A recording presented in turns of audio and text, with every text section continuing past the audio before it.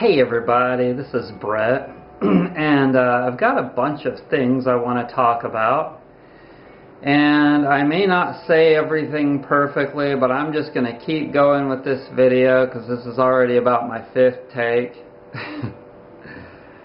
Let's see, today I was invited to the chicken sanctuary, the chicken rescue place by the vegan group here in Asheville, and I thought,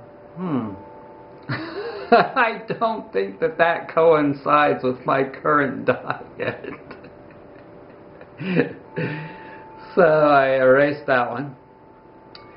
And the other night I made a video stating that I didn't really want to get a bunch of advice from people at this time because, you know, let me put it a little bit more mildly.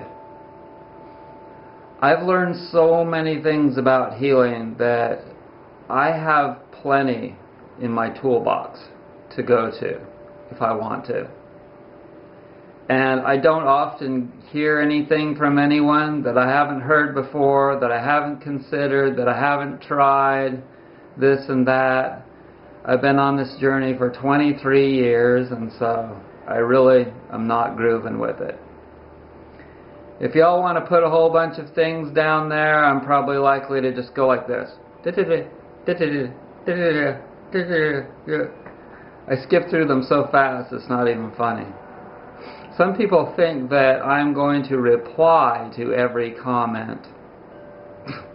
Right. And let's see, what else? In regards to the vegan diet, here's a couple of things to ponder. You know I love my chakra, my dog. And although she is very much a bunny girl, golden retriever, she is still absolutely a meat eater. Now y'all have heard the saying, dogs are man's best friend, right? Would a dog come into the camp of a human that were eating just vegetables? Not likely. But if a dog smelled meat cooking, then a dog would come in. And the person would look at that critter and say, oh, that's a furry friend. Maybe he'll be my buddy. If that human was alone, you know, and needed a friend.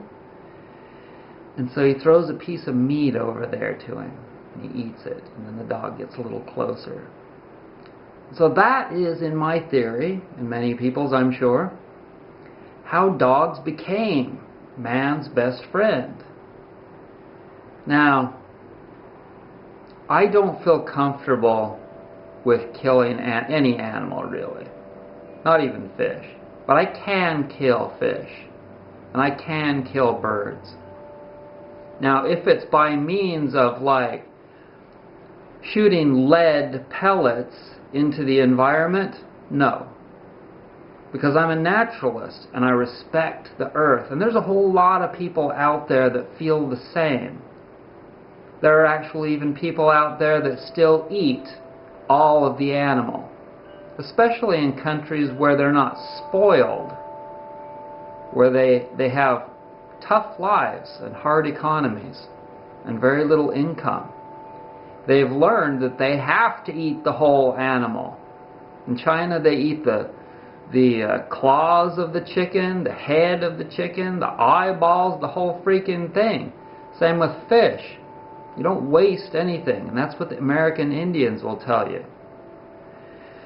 And so I became vegan for health reasons, not because I thought like I had bad feelings about eating fish because I felt bad for them. It's not why I became vegan, or chickens either, you know. But my logical mind tells me that that's where we want to get to be. We want to get to be more and more compassionate beings. Okay? And the preservation of this earth requires it. And the more people there are on the earth, the more it requires it. the more people discover the burning of fossil fuels for their cars in China and India, the more it's going to require it. Everything pushes us towards evolution. Now,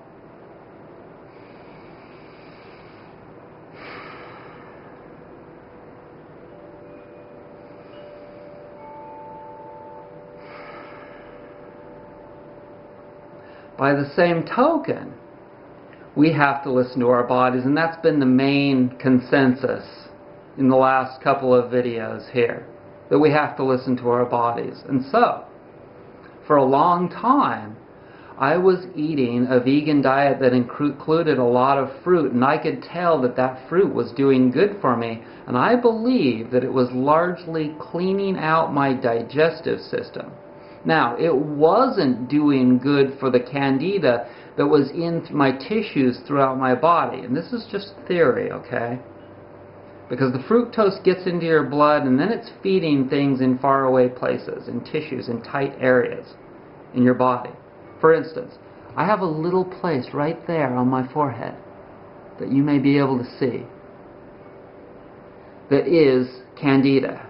And at one time it was really itchy, and now it's getting less and less itchy. And you know, your skin is going to show these things, and your skin is going to get relief from changing your diet the most quickly, from what I understand and from what I've experienced. And so I got to a point of where I was not benefiting from consuming fruit anymore. Over the last several months, maybe even as long as in spurts up to a year, I was feeling like, okay, I'm doing better without fruit. I'm doing better without fruit. But if I took it away and stayed on the vegan diet, I was having a harder and harder time because I was getting more deficient in certain nutrients. Now that I've been forced to go back to eating some meats and replenish my body with those nutrients, I am on this diet of where I'm not consuming fruit other than like green apples and cranberries, because those are good, and berries, some berries. Berries are good for replenishing and regenerating liver cells, according to Healing with Whole Foods by Paul Pitchford. And and the cranberries keep your urinary tract cleaned out. And the green apples help to cleanse and detox your liver as well. And they don't feed candida because it's a sour apple. It's not a sweet. It's a different sugar. It's different. You can taste that instantly when you eat green apples. Now, there may be a few other ones, and if you know of them, write them down below. Maybe grapefruits and their seeds. And the seeds can be different too. Okay, so additionally, I could do the Paudiarco tea. You know, there's all kinds of things that you can consume to kill. You know, coconut has the caprylic acid in it that will kill off the candida.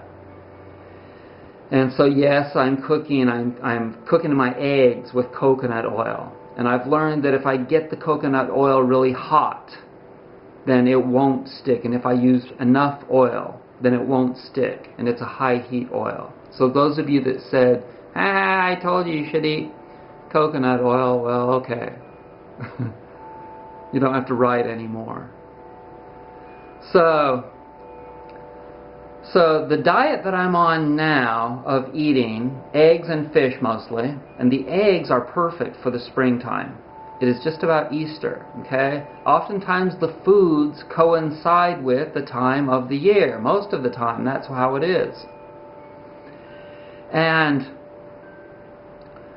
so I'm eating organic range-free eggs, $7 a dozen. Why?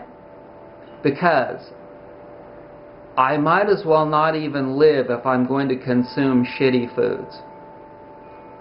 And my theory has always been all along that if you want to be healthy, you've got to consume the very best of the best foods, especially in this world of depleted soils. Now there's plenty of rock dust out there, and there's plenty of shit if the shit were not contaminated. Everything has to change. The sewer systems, everything. The saving of the animal feces, everything. It all has to change to be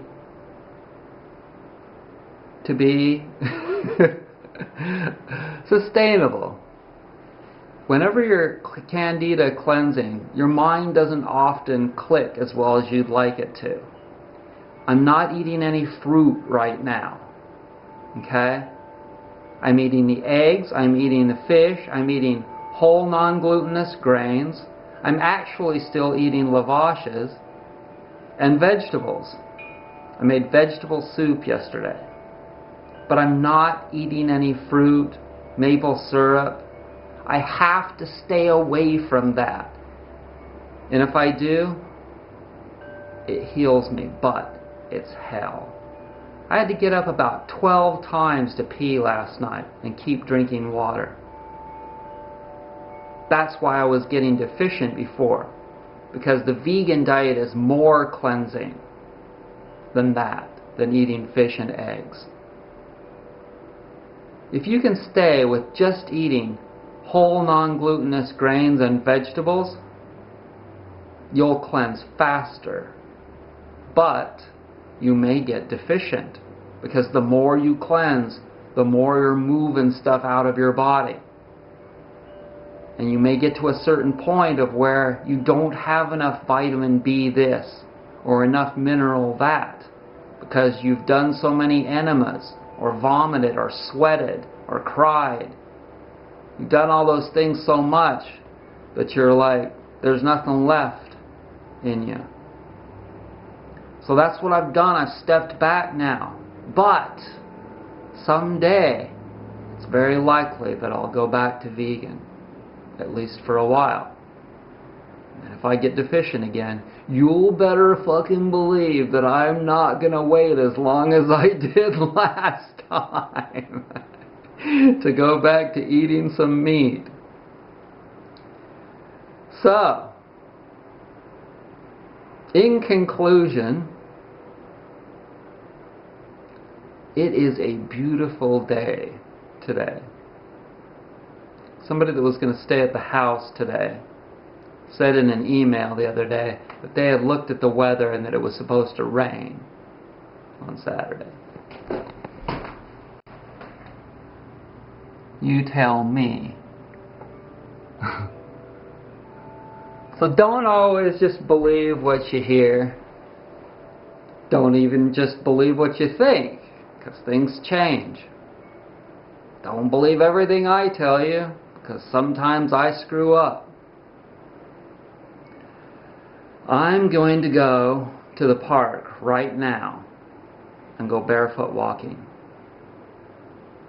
I'm going to take plenty of water. You can better believe that. I'll bet I'm drinking at least 2 gallons of water a day. Thanks for joining me, and hope you're well.